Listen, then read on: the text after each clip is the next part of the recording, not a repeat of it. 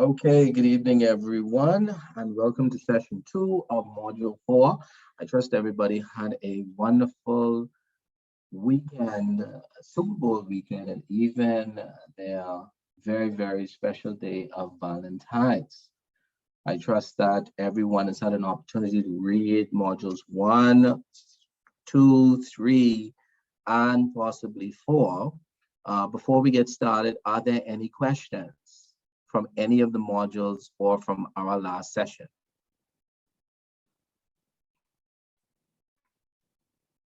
No. Okay. No questions. I see someone signed in as a Bronze Tiger iPad. Could you identify yourself, please? Good night, that's me, Teresa. Teresa, pleasure having you.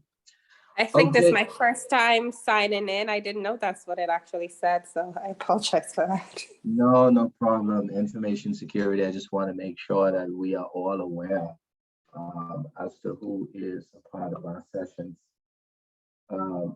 So last time we met, we talked about some of the fundamentals of market risk. Well, we really firstly did an overview of Module 3 and really tried to hone into the quadrant. And then we sunk our teeth into a bit of Module 4, where we looked at what were some of the core elements of market risk. So before we get truly into the further depths of the module, just wanted to play a little video.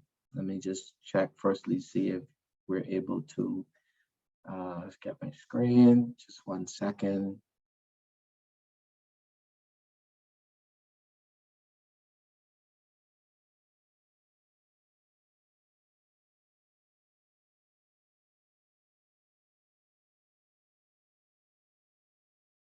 Everyone can see my screen, right?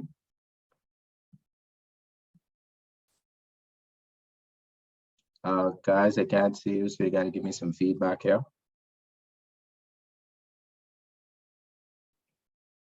Yes, we can see it.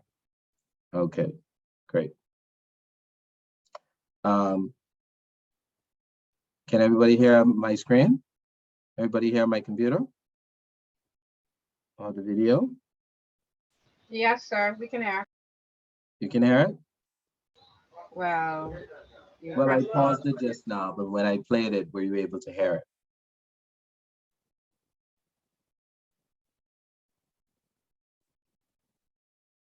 I heard you. Try it again, sorry.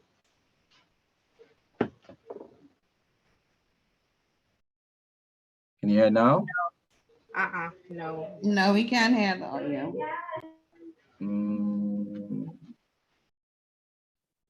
Let me see. Okay, let me try it again. Different way. Hold on.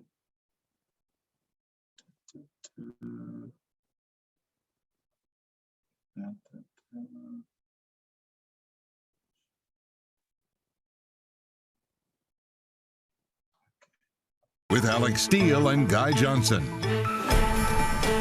Yeah, now? Yes. Yes, we can hear. Okay, great.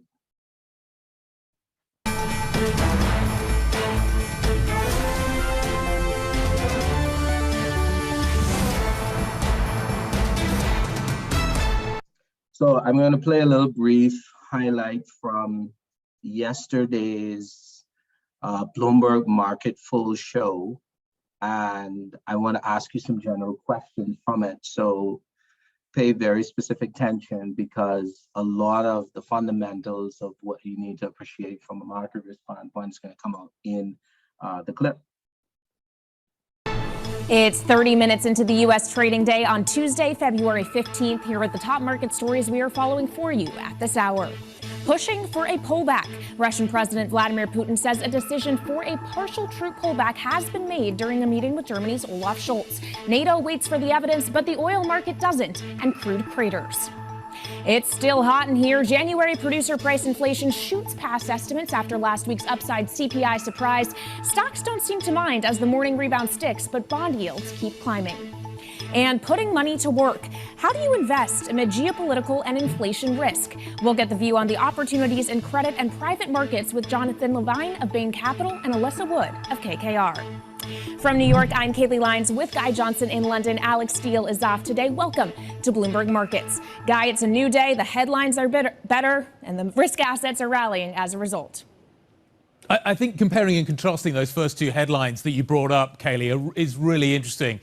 Inflation, the second headline, quantifiable. We can figure that out. That's risk. The market can look at that and say, if we get this outcome, we do this. If we get that outcome, we do that.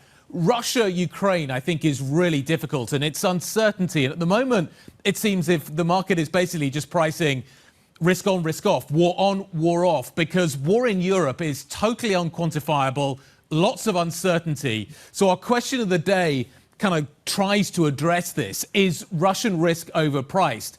I don't understand the answer to that. I don't even, in some ways, understand the question. I know that it was one that we created, but nevertheless, trying to figure this one out, I think, is really difficult for the markets right now. So let's try and kick it around a little bit. Bloomberg's Vincent Signorella joining us. Bloomberg's Damian Sassow from Bloomberg Intelligence joining us as well.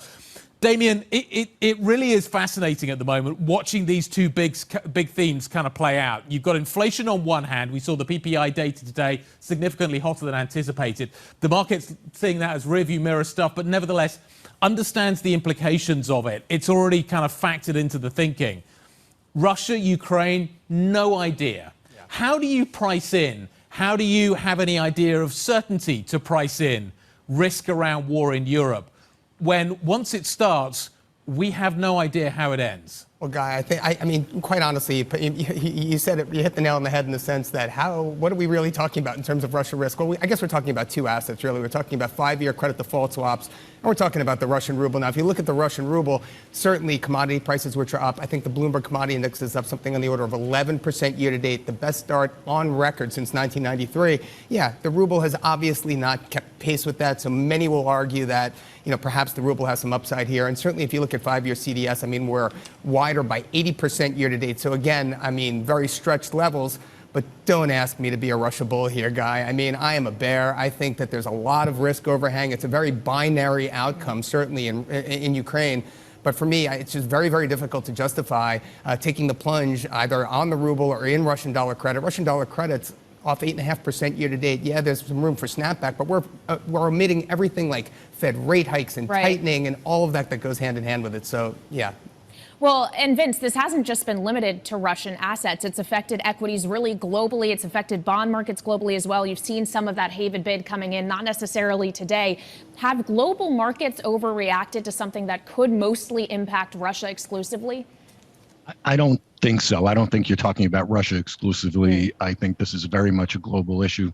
And the traders, this is a day trader's dream, is what's going on in the markets in the last week or so regarding the Ukrainian situation. But the headlines came out yesterday that made it sound like Zelensky was calling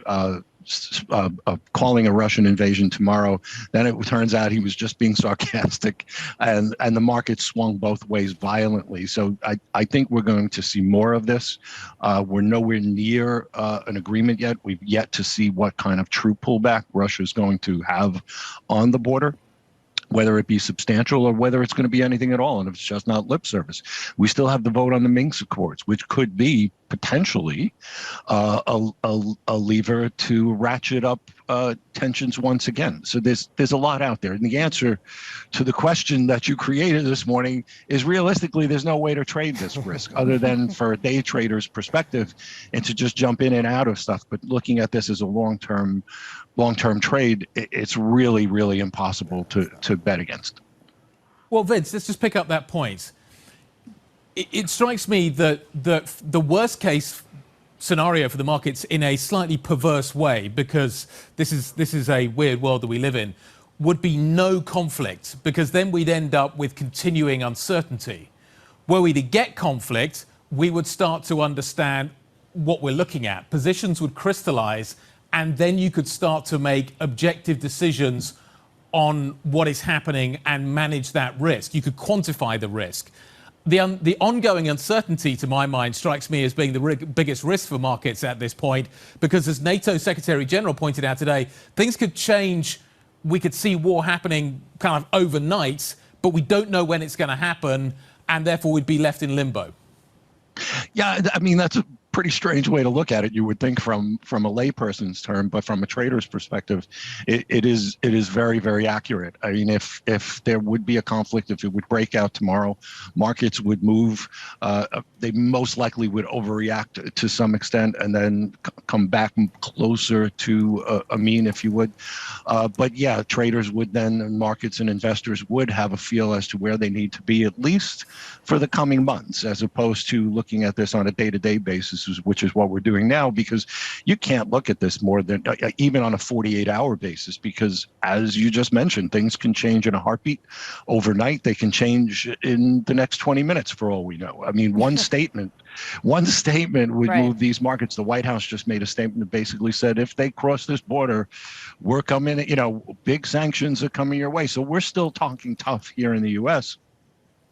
And there's no resolution yet. There's not even a suggestion of a resolution yet.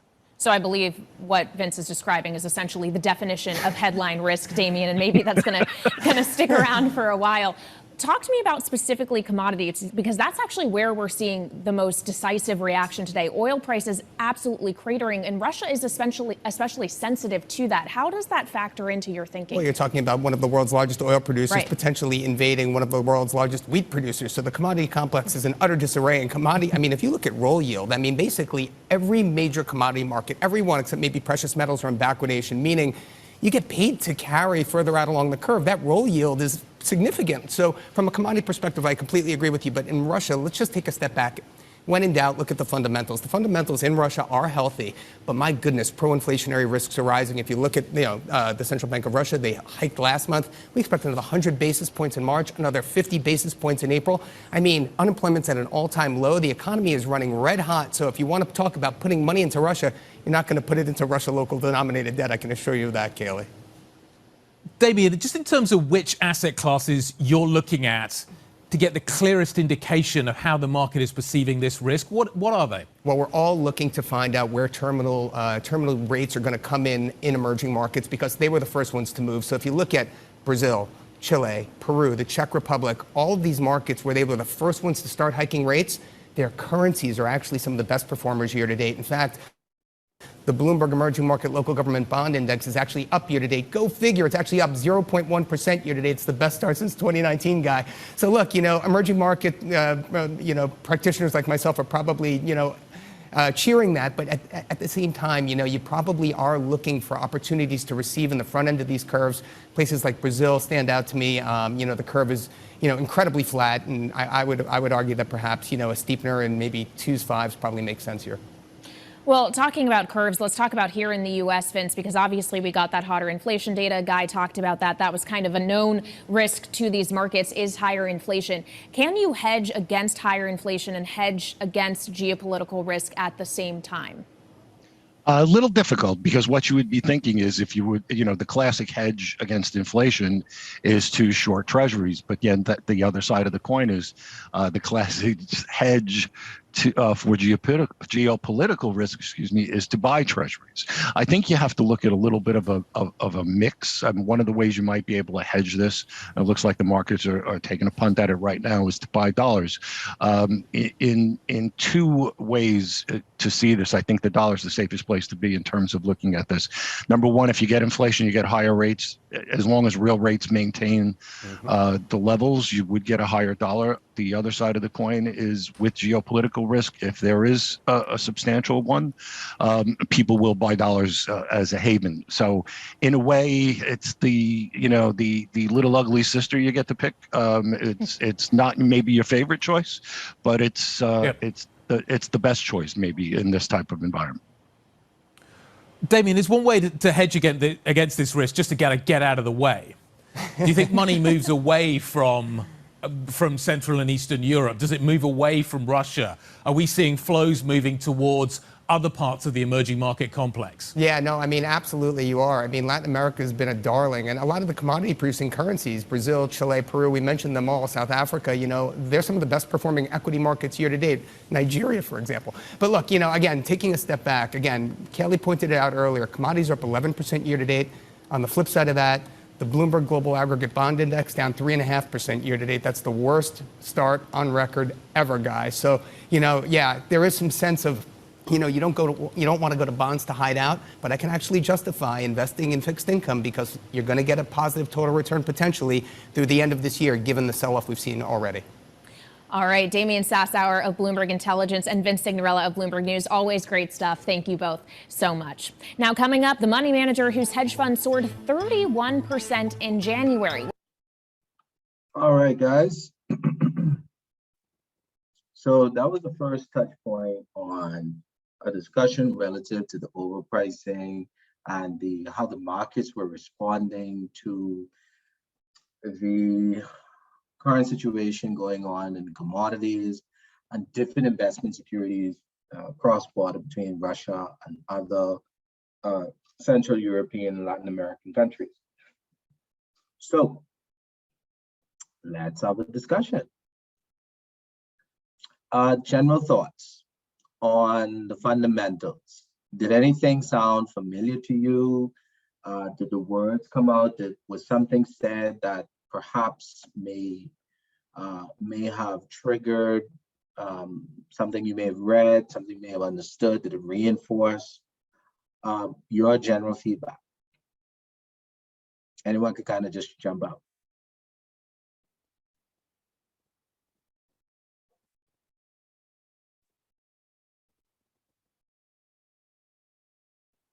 Guys, are we still connected? Just want to make sure everybody can hear me.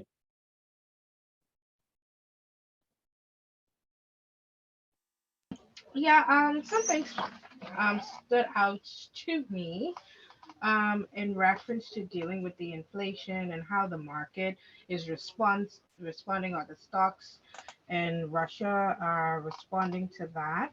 It kind of hit home that it's what I got from it was global market risk. That's what I got, like on a bigger scale, where it's not just us, but it's just like everybody who's gonna be affected by this change and the risks that are involved. I heard employment. I heard the value of a dollar. Um, you know, that's what I got from that. Well, just my. Right, no, you're absolutely right. So, I mean, just really to add a little flavor to that, in our papers, all trailing from mid to end of last week and throughout this week, there's been talks about inflation, the rising prices for various goods. They were even talking about how the cost of the food store, you're going to feel it. You're going to feel it at the pump. So they even mentioned how the oil reserves are impacted, where we see, of course, a sort of flattening of the curve with the commodities market. And so when you keep yourself abreast of this kind of news and you read our paper, it's not really a surprise, because market is about really the conduct of exchange in the commerce space, right? How do we optimize supply and demand factors to achieve various strategic goals across different industries, right? So that was good feedback. Anybody else? Ebony, Nico, Teresa? What I thought was most interesting was the fact that the stock market was fluctuating, or there was a lot of volatility based on the uncertainty of what is or is proposed to happen with regards to the invasion of Ukraine by Russia, and no one knowing, when this may take place, or even if it'll take place at all. And so there is a lot of activity going on in the market. without having knowledge of what's going to happen. So I think that that's a geopolitical risk. And again, how that was tied into the previous discussion with inflation and all of the commodities, the prices of commodities increasing. Yep, no, you're absolutely right. So you have a bit of business intelligence that focuses on the punting of how uncertainty is measured by the market across whichever segments that either directly impacts you or indirectly impacts you, and then across countries. And so that can give you a leading indicator. And when I say that being the uncertainty factor. So the uncertainty factor can help you to appreciate why the futures have been down across the various exchanges. You'll see also why there is higher levels of return, even in futures, because the demand is low in the future. And there's a bit of a matching problem on the balance sheet, where when you look at financial institutions, especially credit and lending, they need to go longer to be able to support serviceability at the customer segment. But on the investment cycle, investors don't want to go so long. They want to support the more short-term fixed income securities, equities, bonds, even in the bond segment. So you see a sort of repricing risk within the bond. So market responses are what we are being able to observe. And this is live, okay? This is not us reading from historical textbook. This is live. So you have globally now, bond prices are being slashed, the yields are flattening, and there's a bit of insolvency considerations when it comes to the overall movement in the market. And so when you read through module 4, you see there's shifts in curves, right? There's parallel shifts, there's upward shift, downward shift. And the module talks about how the market responds to it across different industries. What is the basis of that? And when you add the complement of even talking about the mean on the movement in prices, on the movement in yields, it really should start to touch home some of the discussions that you need to be having when you look at implementing market risk in your own environment. So it's not about really just having a portfolio. It's more of how do I make very sound or informed risk-based decisions surrounding how policies are structured to mitigate or strengthen control environments, how oversight is driven on, let's say, various constitutive documents between agreements from various contracts with customers, with different entities, anything that's being outsourced. Okay, so we have, for us in our country, we have value-added tax, but there's some trading pricing risk that's impacted with prices, with the supply of goods. I'm sure you would have heard about the supply chain situation when it came to chips and the evolution of not just smart devices, but electric vehicles, and this whole advent of technology, this whole shift to a technological space, the whole shift to digital currencies, operating in the metaverse. Person should have perhaps even read where JP Morgan now they've actually structured something in the Decentraland in the metaverse, right? They have I believe it's an entertainment boutique where, professionals are able to go there, sort of mix and mingle. This is JP Morgan. So they are the first financial institution to actually roll this out. So when you think about market, they're looking at, okay, they have diversified their approach to reach a different form of clientele for a higher level of return, to possibly cross-sell, upsell, and even look at just really diversification of their perhaps product service delivery. So that's a really good point.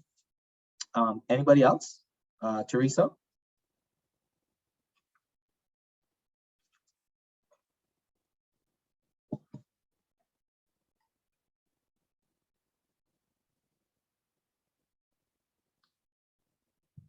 Hi, Teresa.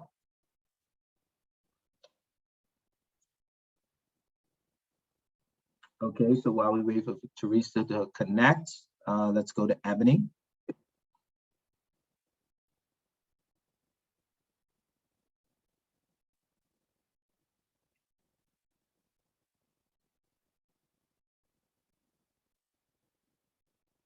Are we connected? I just want to make sure. We're here. They may have stepped away. Yeah, they might have stepped away. Okay. All right, guys. So let's continue on. I have some other segments I want to show you. But send them a note, because this is a segment of interaction and I need to get feedback from both Ebony and Teresa. Okay. You heard I had a question? Oh, sorry, you had a question, go ahead. Yes, I still have a question. So I was wondering, do you think this this pushback would result into like a mini recession? So mini recession, what do you mean? No, When you like say the mini inflation recession? and stuff like that is going, like, since everything is now becoming a little bit more expensive, cost of living and stuff like that, like, just your opinion. Do you think it's heading in that direction? Do you think we can curve that back away from that peak rise in, everything just going up? Do you think that's where we're heading? I think globally we are experiencing a sort of quantitative smoothing in our market, right? So we are all really just trying to optimize the purchasing power on our dollar. Everyone is experiencing this sort of pricing risk. Is it really a recession? Is it really a pinch of contraction? I think it's fair to say that we will naturally experience some economical type of pinch. But notwithstanding that, there are some country factors that will come into play, and then some industry segment factors. So there'll be winners and losers. Does it mean that really it should result in this sort of depressive commerce environment? I think, like anything, when we look at the market and when we think about risk, it's a sort of repositioning, I would say. And I think as individuals understand how to, I would say, better utilize their data, better make more informed decisions when it comes to making purchases, their level of consumption, I think that's all going to change, because we have certainly had, we were previously at 12% baht, we're now at 10% baht. We're going to see some marginal impact at the food stores, at our various the various businesses across the Bahamas, and then even globally. When we look at our shopping experience, I think it's going to change. Is it really a recession? I think it's really a strategic repositioning of the consumer market, right? Even when I think about, for example, the Griff Credit Bureau, when I think about the Bahamas thing, and I look at how we even borrow, our whole lending architecture is going to change. I think it's going to really stimulate improvement in the discipline across age group and across the wealth cycle or investment cycle, no matter where you are.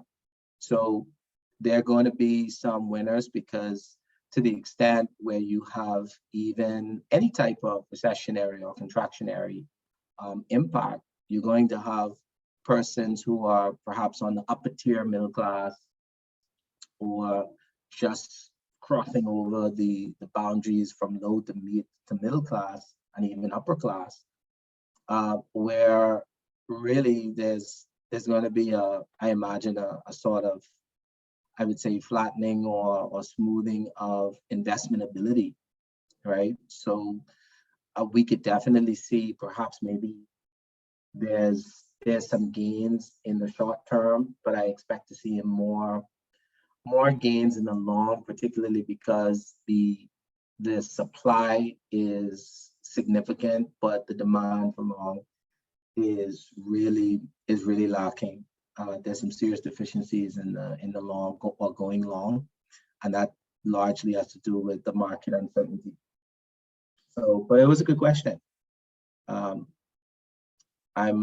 you want to have a spin-off? A spin-off? Right, another question or any other observation from that? No, that was mainly my last spin-off. That was it. Okay. Is Teresa back? Ebony?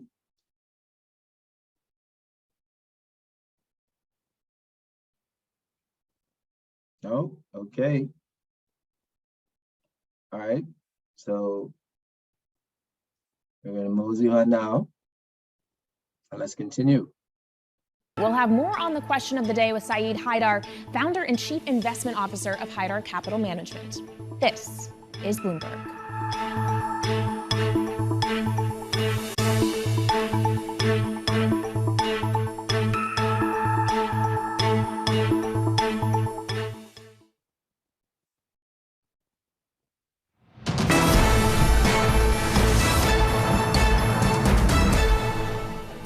Let's check in on the Bloomberg First Word News. I'm Ritika Gupta. Russia has announced that some of those troops involved in drills have started returning to their bases. The military exercises had raised US and European concerns about a possible attack on Ukraine. Still, NATO says it has yet to see evidence of a pullback from the Ukrainian border. The Kremlin has denied it is planning an attack. Demonstrators against vaccine mandates halted traffic at two major border crossings in Western Canada. Some vowed to stay even as Prime Minister Justin Trudeau used a law giving his government emergency powers to end the blockades. The main border posts in Alberta and Manitoba have been closed. Commercial traffic to the US was blocked by semi-trailers and farm equipment. The European Union's top diplomat says he strongly believes a nuclear agreement with Iran is, quote, in sight. Joseph Borrell urged global powers to reach a compromise. Iran's foreign minister warned the US and other Western powers to show their true intentions by removing sanctions on Iran's economy. Global news 24 hours a day on air and on Bloomberg Quick Take. Powered by more than 2,700 journalists and analysts in more than 120 countries. I'm Ritika Gupta. This is Bloomberg. Kaylee. Ritika, thank you. Let's get back to Ritika's first story on the geopolitical tension surrounding Ukraine and the market implications. It brings us back to our question of the day, which is Russian risk overpriced? Guy and I made the question. We're not entirely sure what it means or what the answer is. So to help us answer that is Saeed Haidar, founder and CIO of Haidar Capital Management. He has $1.78 billion under management. His fund soared 31% in January and had a return of almost 70% last year. So Saeed, first of all, congratulations on an excellent performance. As you look at this risk in particular, when it comes to geopolitics, how do you play it and how has it been played so far, maybe or maybe not been overdone? Well, I think that there was certainly risk premium being priced into Russian assets like the ruble and MSCI Russia stock index, for example, that we follow from, say, mid-December until late January. And then both of those markets have rallied significantly as people, kind of faded the whole Russian risk premium move, right, and bought rubles back for yield and stuff like that. And if you look at other assets like Euro Poland, where the Polish zloty's actually been appreciating against the euro, it did sell off a little on Friday late afternoon when it was untradeable, and a little yesterday, but it's rallying right back to new highs against the euro.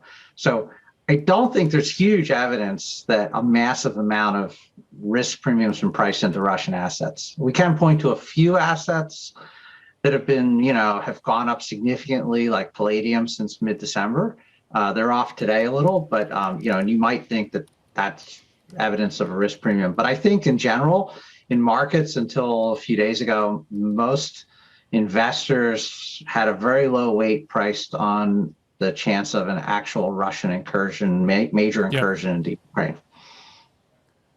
So 6 weeks ago, not many investors had really factored in the idea that the Fed was going to be aggressively raising interest rates. The last 6 weeks have seen, obviously, significant repositioning around that. It's a quantifiable risk, but talk to me about how your thinking has evolved. Well, I think, we're seeing what we anticipated, but which you can't necessarily position for, completely in advance, which is that we're finally starting to see the Fed realize, that the labor market is too hot. They're going to have to raise rates, more than, they're not going to raise rates 3 times the market's pricing, more like 6. But so far, all the market has done is move the rate hikes forward. They really haven't raised the total number of hikes at all, hardly. So it's kind of odd. And we're seeing the same thing around the world in various markets. People think that as soon as there's a lot of bond traders, for example, think as soon as the Fed gets rates to 175, there'll be a recession and the Fed will immediately backtrack.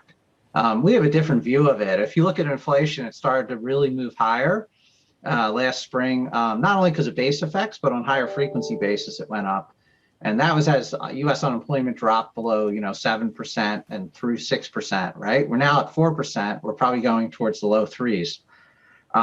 That acceleration in inflation as unemployment dropped below 6 or 6.5 might indicate that the non-inflationary rate of unemployment is more like 6 or 6.5. And that means that we're going to have an incredibly tight labor market and the Fed is going to have to hike rates far more than the market's pricing in still. Okay, so maybe the terminal rate is going to be higher than anticipated, but let's just talk about liftoff first. Citi out publishing after PPI saying 50 basis points is going to have to be the move. Do you agree with that? I think the Fed has a short period of time before the blackout period to really hit back against that. We've seen a few Fed officials push back a little on it, but not very hard. And the major people haven't pushed back against it. So unless they start a concerted campaign to push back very hard against it and push back market expectations, they are going to be boxed into going 50. And I think the political situation in the U.S. has also changed dramatically, where there's now political pressure on the Fed to actually start to do something. So I think they're going to go 50, and then they might even do another 50 after that. But they're going to go in March, May, and June, and I think they're going to go 50 in March, unless we see, Governor Waller and other people coming out really aggressively against it. Saeed, what I think is interesting about what you just said is not the first 50, but the second 50. And the danger, presumably from a Fed's point of view, is that they go 50, the market will then extrapolate in bigger increments. Is that likely, do you think, to happen? Well, I think if they go 50, right, there'll be people who'll start to price more than 25 for May as well. And then it'll depend on the data. But so far, the Fed's been dead wrong on inflation. They've waited a year longer than they should have to end bond buying. They're still buying bonds today. They can't explain why. And they haven't done any hikes at all yet. So, they're really far behind the curve. The correct thing to do is, if you think your rate should be today already, at 1.5%, maybe they should just hike to 1.5 right away, but they're never going to do that. But, I think the market is going to start pushing them, and the dollar has not been acting very well. The dollar has, been weakening against a lot of other currencies. So it also indicates, I think, that the Fed really needs to get rates higher faster, in my opinion. And if they move aggressively, how ugly could it get for credit, Saeed? Well, my guess is that credit spreads are tight, whether you're looking around the world, whether you look in US or Europe. A lot of that has to do with the massive amount of QE that's pushed down yields around the world and forced people into credit assets, right? So credit could definitely widen. There's companies that have been getting refinanced who, in a normal credit market, probably couldn't get refinancing. And some of those companies may have more difficulty getting financing eventually as well, which means eventually you're going to see default rates also rise a little. A little. Sorry, are we just going to get defaults rising a little, or are we going to get a proper credit cycle here? You know, let's say I think that they have room to widen, but how much wider or how aggressively, you know, that's difficult to say. The thing you have to keep in mind is that the Fed hikes rates, let's say this year, by the end of this year, to 1.5%. Okay, I still think that's a very accommodative Fed funds rate, given we have inflation above 7%. And so that means that it's not like we're slowing the economy down. We're just starting to, maybe we're going to keep it from, you know, growing at a crazy rate, but we're not like putting it into recession, I don't think, by putting rates up to 1.5%. I think we have to get rates up, you know, into a restrictive territory eventually, because we're going to have to get unemployment higher.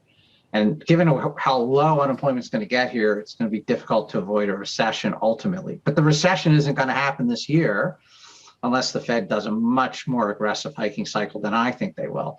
You know, it's probably won't be for a couple more years based on the way the Fed's talking. So, you know, it all depends on how much they hike.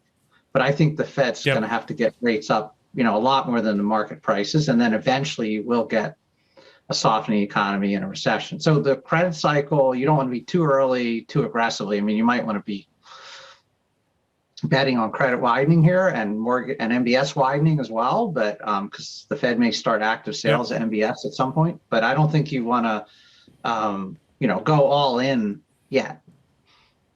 Timing is everything. Saeed, thank you very much indeed. Really appreciate your time. Really interesting stuff. Thank you. Saeed Haider, founder and chief investment officer of Haider Capital Management. This is Bloomberg. All right, that was a healthy overview. I could see that, Janelle, you were on the ball and you brought up the point relative. You saw it? Yeah, right, when it came up, and I know I can imagine you must have been experiencing some level of goosebumps because, you know, that's spot on. And when you look at market risk it has a lot to do, again, the impact to the consumer. They talked about PPI, that's the producer price index, and that's from the Bureau of Labor Statistics in the US. But there was a lot of macro and micro variables that were just, I mean, they were just spewing the tightening of credit spreads and the potential for it being for it widening when it looks at either the support that they either get from the Fed with either some level of tapering or increasing their overall rates. And even then when we look here in the Bahamas, what does it mean for us relative to our prime rate? And what's the impact to the market? How do we anticipate the market to respond with any changes from our own central bank? So let's bring it home. What is happening home? What do we see from a market standpoint, the level of response from the central bank in the most recent times from COVID-19 and even what we're experiencing now? Any takers? That's a question for the floor.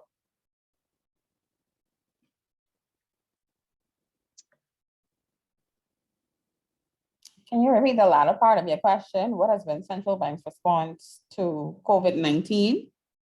COVID-19, and then just generally the response to really just a sort of economic tightening, so to speak, in our market.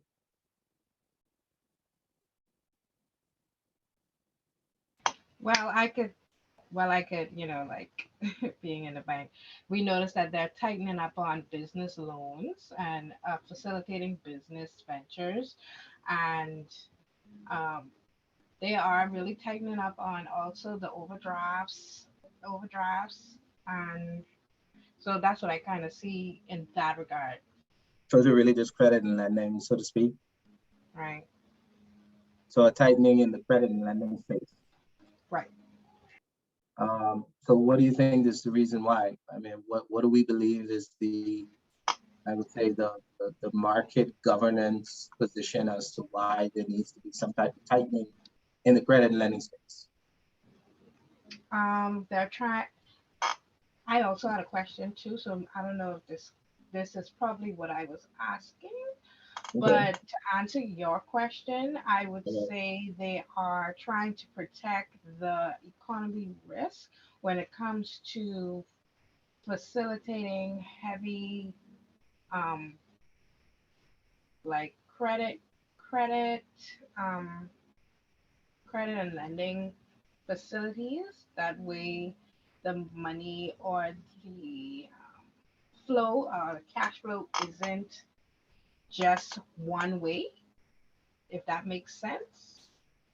Yeah, it does. So there's a objective GDP factor at the consumer level and the institutional level, so that the overall GDP is able to have some level of buoyancy with our overall credit rating, and then really just looking at the quality of living or the living standard among Bahamians, right? I think this is really just about changing behavior. That's why the Fifth Credit Bureau is here. Then when you think about what was already shared relative to the tightening credit spreads, I mean, we're seeing that now. Mortgage rates are 3.99. I think some institutions have it.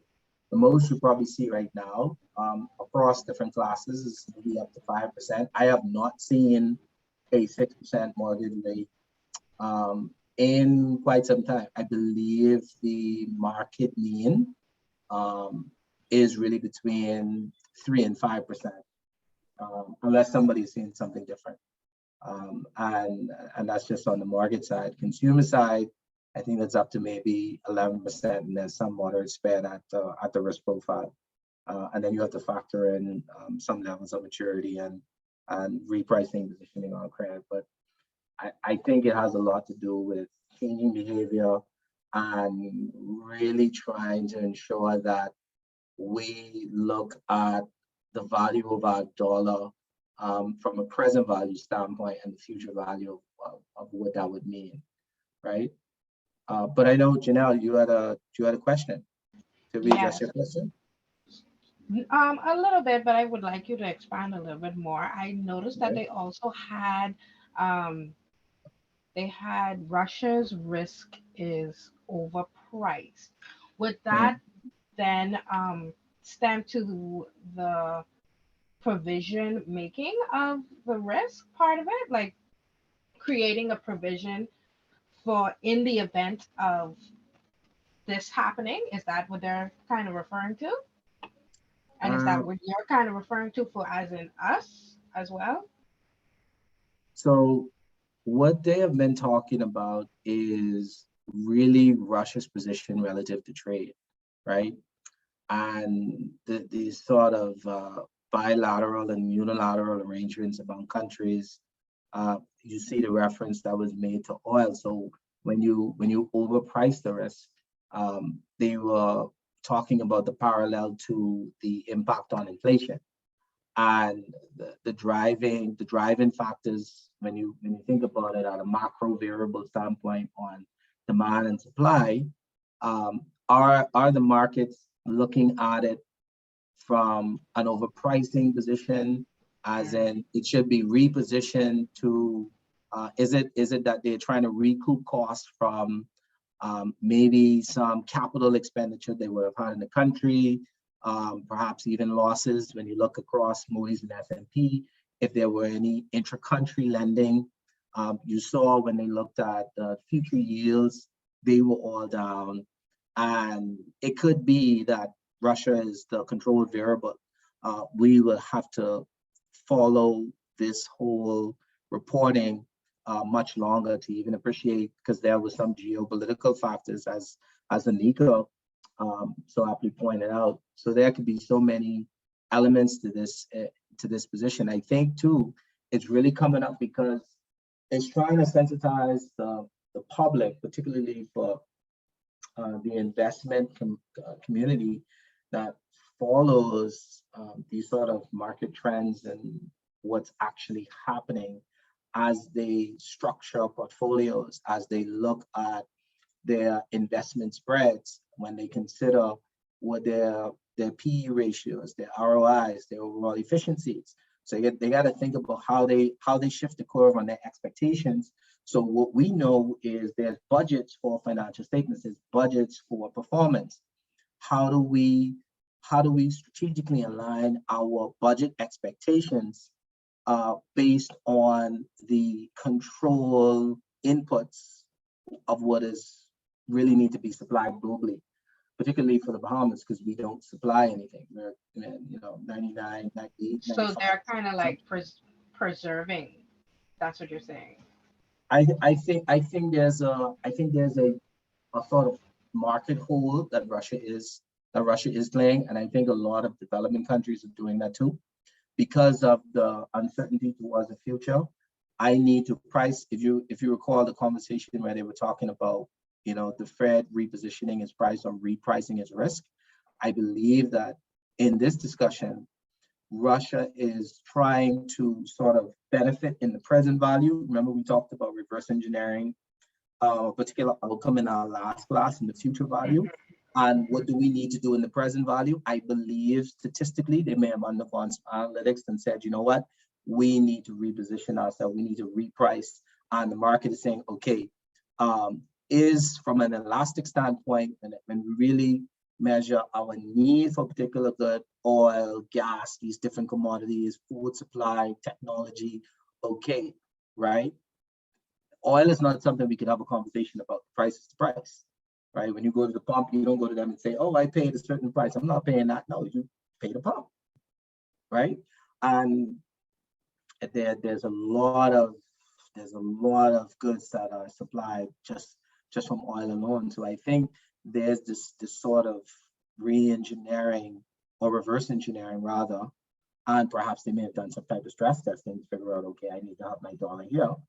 Or it could just be some trade impact between them and more of the Western world to say, you know what, you are trying to reposition your country to be more domestically empowered, and so there's this sort of shift for power position among countries. So you often see that when you follow the G7 and the G20. And so again, when you see our paper and you see what is happening, it wouldn't be a surprise, right?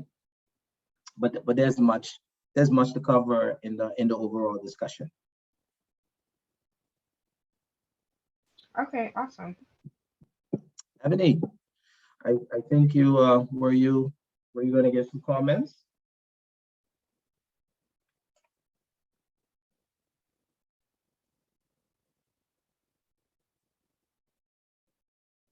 Okay, Teresa, is Teresa back? Yes, I'm here. Did you call on me before I went to get something to eat? Yeah, no, yeah, we did. This is market risk ready to go. So from what you were able to gather, did anything stood out to you? Anything that you heard before, it may have stimulated something to say, you know what, that's interesting. Anything stood out? I think you asked what the central bank was doing in response to what was happening globally. And okay, yeah. you mentioned COVID-19. I'll just say two things. The only thing I can recall them doing is during the height of COVID, when they placed a restriction on investing abroad. And I think that had to do with the I'm not sure what the economic term is, but I know it had to do with their monetary policy, just trying to ensure that our dollar didn't devalue. What I also see in the market is, and I don't know if it's anticipation from the banks, particularly the foreign banks, but I know that they've sort of wiped away the interest that they pay on deposit facilities, or they're near zero in response to that. And from the bit that I saw from the video, it seemed like the management of the risk in Russia is sort of trying to what I gathered from the speaker was that he felt like the attitude of the Fed was more reactionary, and he wanted them to take a more proactive approach. And my question is a financial question as it relates to interest rates, and how does the increasing of the interest rate actually stabilize the fluctuation that they're experiencing within the commodities market? Okay, so those are some very good points. So what you're referring to in terms of the regulatory enforcement actions, that would be related to the investment currency market, which is managed by the Foreign Exchange Department. What they did, you're absolutely right, from a monetary supplies perspective, when we saw this really sort of depressed market in the Bahamas, and to really manage our flow and to create some sort of domesticized self-stimulation, that was restricted in terms of investing abroad, because a lot of Bahamians were, sending their monies abroad for various reasons. And then we also had there's the flip side of the coin, whereas there's this more of I would say an amnesty period for Bahamians to also remit funds for those that live abroad, work abroad, for them to invest in the Bahamas, right? So there were some safe conduits for them to do so at certain very favorable yields above the normal market yields. And so it was really all about how do we stimulate new money outside of foreign direct investment. So those were some of the actions, in addition to really to avoid this sort of adjustment in our prime rate, because we still remain at 4.25%. So we haven't adjusted any basis points. I think from the impact of the hurricane, we saw a 50 basis point shift from the 4.75 to 4.25. So that's where we are right now. When we think about, to your question, the other point that you mentioned with respect to the, I would say, adjustment in market expectations from the commercial banks. Yes, so you had the Canadian banks who advertised that they're not paying any interest on their savings accounts, but they haven't been doing that for many years. I mean, the rate that they were charging was 0.00025. I mean, and for you to even get that, your balances needed to be held in those institutions for a certain period of time. I think 30, 60, 90 days, and I think even up to an annualized yield expectation. So, I mean, you could imagine keeping your money in a sort of fixed income expectation position, hoping for 0.00025. I mean, I don't even want to write that down on a piece of paper.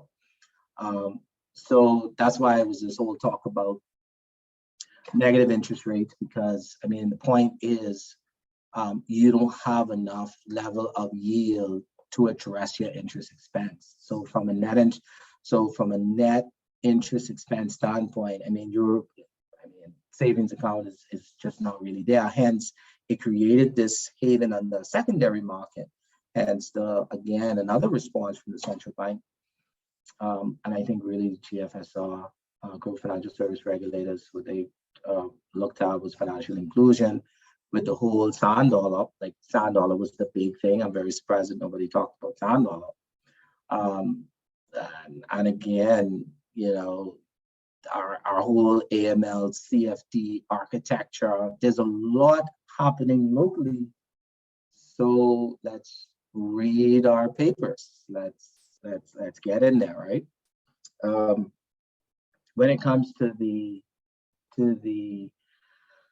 interest rates and whether you increase it or decrease it, it's really all about, how do you believe the quantitative smoothing needs to be affected. So they're expecting inflation of 7%. So they want to reduce interest rates by 1%.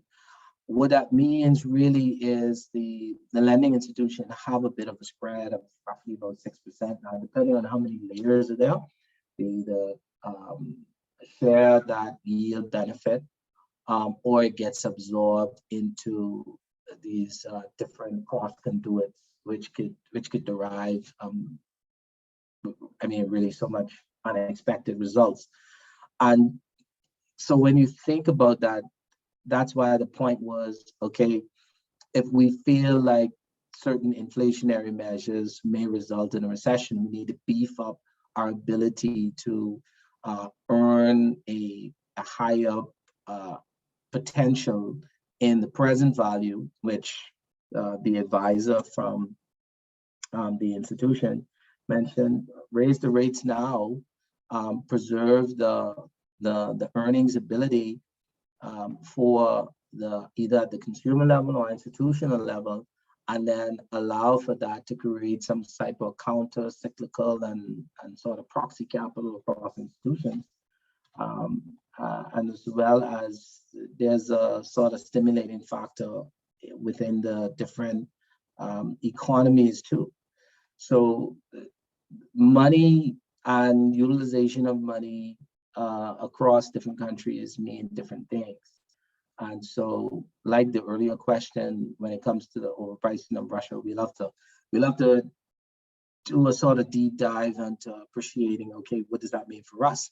Because when we bring it home, increasing our interest rate, like what do we think will happen? Like that would totally reprice so much of our credit and lending products to the point where, you're going to go to a sort of bullish position where market or the scale of competition will really, cause almost like this sort of flattening of or tightening of any type of consumer or credit opportunities, right?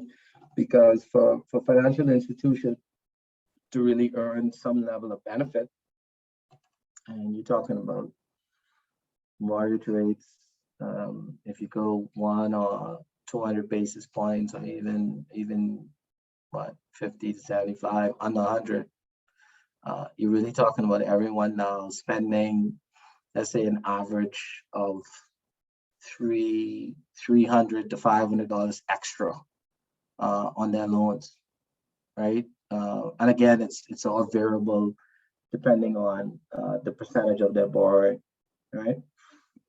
So these are some of the questions I had really proposed to the credit bureau. Like, are they going to be able to provide some type of analytics that support either institutional or macro level pricing decisions, either at central by the Ministry of Finance or AG's office, because legislatively it may require some changes for us to really look at how we optimize our architecture and overall monetary policy decision making. So that was a good question. All right. Any other takers? Nico? Yeah, I would say in addition to what yourself, Janelle, and Teresa mentioned regarding central bank's response to COVID-19, and I hope that I'm not getting the time frames mixed up, but I believe that there was also the relaxation on credit guidelines. Yep. Sorry? Yep, no, you're right. Okay, and then there was also the allowance for the deferral of credit facilities, if I'm not mistaken. I do know that there was also, I guess, an increased awareness or requirement for SFIs to report or submit or update their business continuity plans. I think I heard you mention something about sand dollar, because I don't think that was in response to Hurricane Dorian or COVID. I know that was in response to or trying to serve the underbanked community. Yeah, so that mainly what I wanted to mention was the deferral of the credit lines. And then when Janelle spoke about central bank taking a more robust approach for credit reporting now, I think that that's in response to what they allowed previously, and just trying to make sure that now that we are getting back into the swing of things, that banks are ensuring that they're doing all they can to, recoup their funds and make sure that, persons pay off their loans. Yep. So that's good coverage in terms of really a response to stimulate greatness in the market. I would sort of term it that way. And that was a very helpful overview. I want to put a question to everybody. And I want you to think about it from your respective institutions. What are we doing in the Bahamas to stimulate an efficient market environment? What are we doing? And you say we. What are we in the Bahamas from the office of your various institutions, from the contributions of your various institutions? And we have a few institutions in the session. So whomever is here, what is your financial institution doing to stimulate an efficient market environment?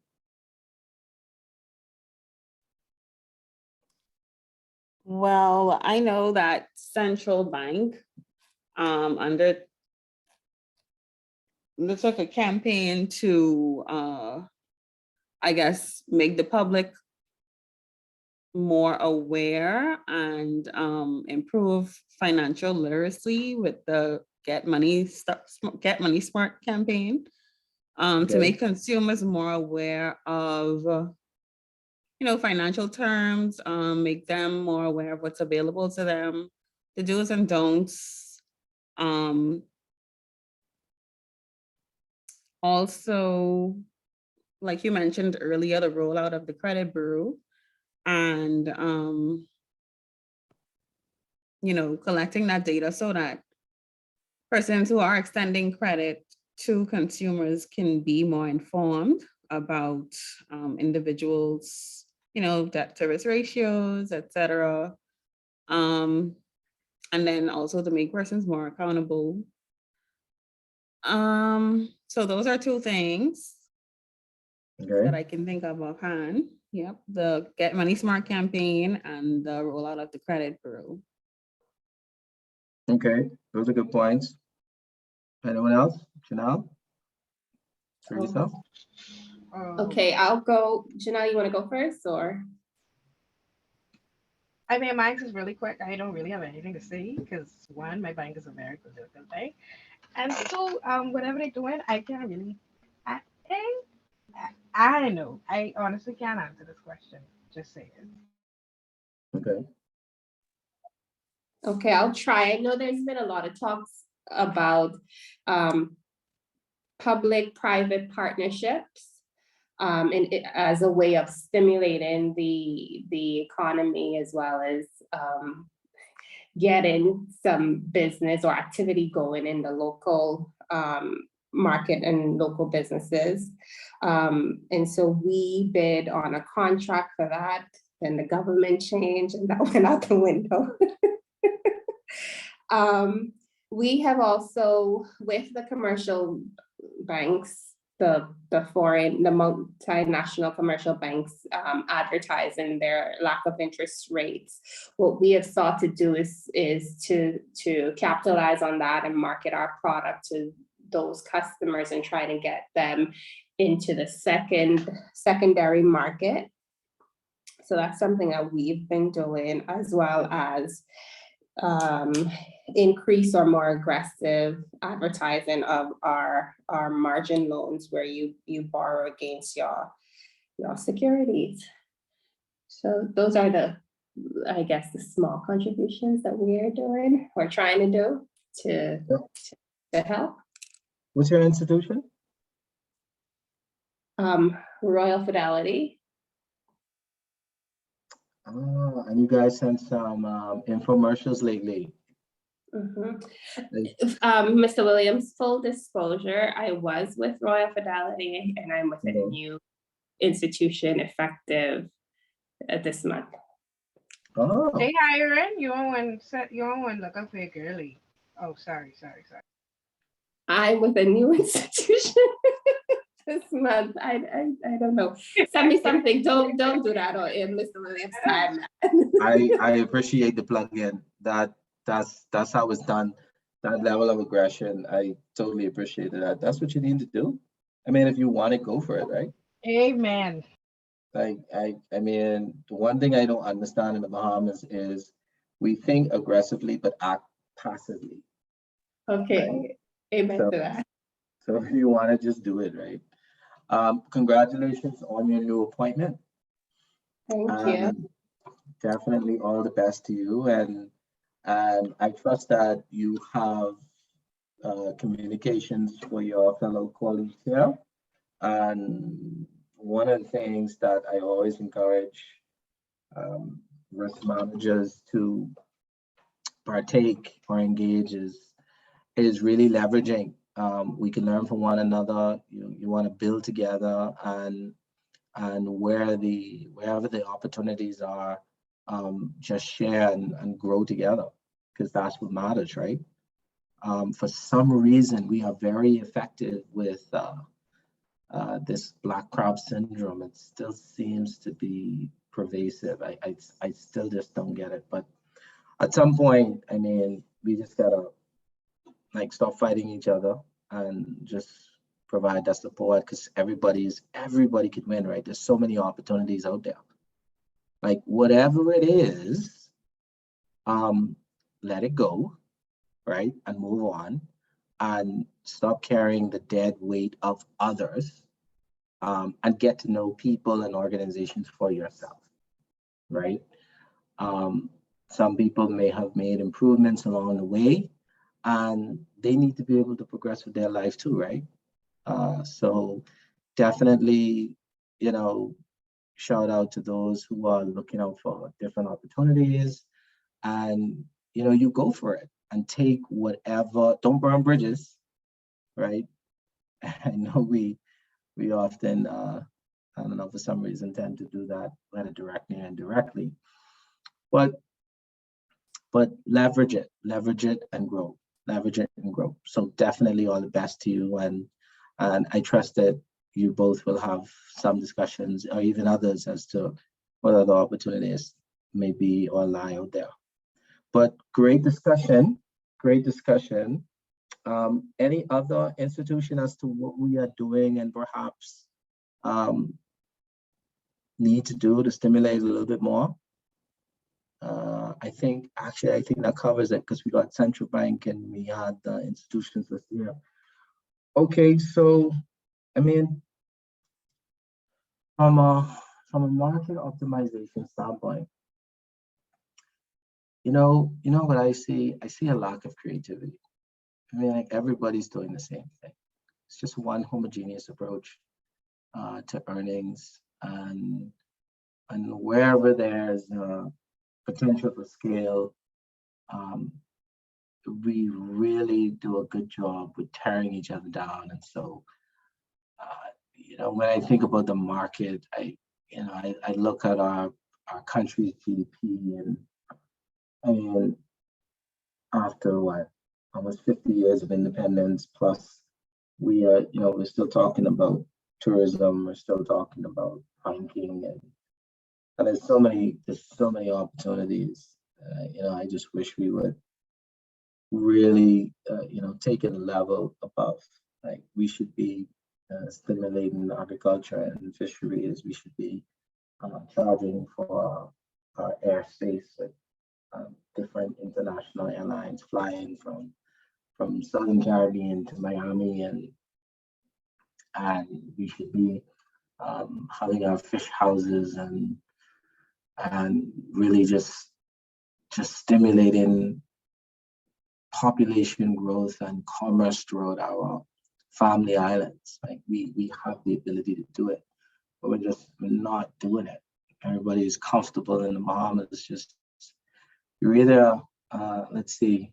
We have certain disciplines in the Bahamas. We have the CPA. We have now the compliance officer. I think everybody's a compliance officer today. Then if you're not a compliance officer, you must be a regulator. What else we got? We have a few heavily concentrated disciplines where I'm just like, what are we doing? Right? But there's a lot more. So please, you are young, you have energy, stimulate the greatness so that we could begin to shift with your generation, right? I think I have contributed in some ways, and I'm dealing with the baby boomers, so to speak. These legacy individuals that they still talking about the typewriter and years ago, right? Like decades and decades, and so please don't let my fight be in vain. And I look back 20 years in the future, I'd be like, okay, you guys took the baton and you ran with it, right? But that's what it's all about. Like sitting down, let's figure it out, let's make sense of it. There will always be uncertainty. Remember, risk is a measure of uncertainty, but it's about uncertainty on expected outcomes, right? We want to expect a certain outcome within a degree of reasonableness. And with that, I will now transition you to a little overview of market risk for those that didn't catch session 1.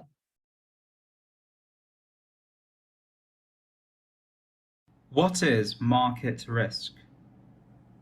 Market risk refers to the risk that an investment may face due to fluctuations in the market. The risk is that the investment's value will decrease. Also known as systematic risk, the term may also refer to a specific currency or commodity. Market risk includes many different situations or events over which we have no control. Civil unrest or political upheavals, for example, can badly affect the value of a currency. Economic sanctions that target a specific product can seriously hurt the value of certain types of shares. Natural disasters and extreme weather events, such as volcanic eruptions, floods, and hurricanes, can also damage the market.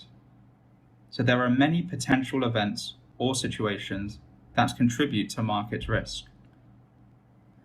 Market risk factors include equity risk, which is the risk that share prices will change; commodity risk, the likelihood that a commodity price, such as that of a metal or grain, will change; currency risk, the probability that foreign exchange rates will change; interest rate risk, the risk that interest rates will go up or down; and inflation risk, the risk that overall rises in prices of goods and services will undermine the value of money and probably adversely impact the value of investments. Most investors know that investing comes with risks as well as rewards. They also know that overall, the greater the risk, the bigger the potential reward or loss. While it is vital to consider the risks in the context of a specific market or investment class, it is also just as important to consider market risk. Thank you for watching this Market Business News video on market risk.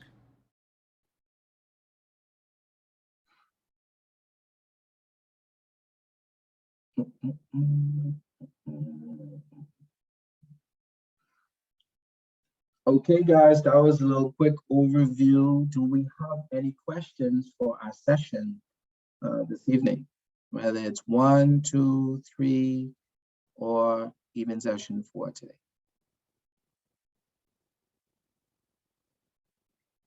Are we still connected? No question. Oh yeah, no question.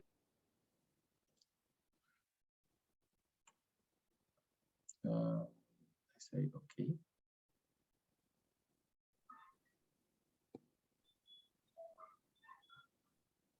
All right. So if there are no questions, I trust everybody will have a wonderful evening. Continue to read your notes, and we will meet up next week for our last session on market risk. All the best to you. I remain available via email should you have any questions as we close off on module 4 next week. All right. Okay. Okay, good night.